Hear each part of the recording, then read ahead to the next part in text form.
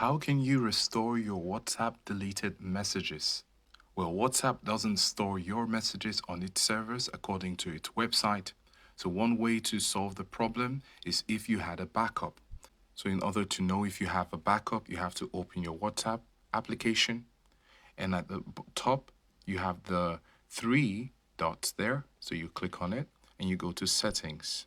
Now, when you're in settings, you have to come down and look through the options. Now we have chats here, so we're going to select chats, and we have some options here: chat backup, transfer chats, and chat history. So when you want to recover your backup, you come over to chat backup, and you can see that the last backup was recently. And in order to know where your backup is, you're going to look here for your Google account to find where the backup is, and then you have to close the app, then go to your Google Drive. You have to make sure that it's the actual account that is having your WhatsApp backup, and I've just selected it. And you have to also select the top right corner where you have the menu bar there. And here, when you select that option, you have recent offline trash spam backups. So when you select this backup, you're going to see the WhatsApp backup, which was done very recently. So you have to make sure that you have a constant backup or a daily backup or a weekly backup of your WhatsApp.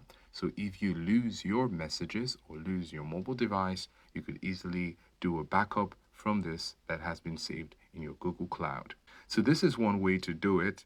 Of course, again, the WhatsApp website states that you cannot recover deleted messages because they don't save your messages in their server. So it really depends if you created backups to make sure that you don't lose your messages ever again.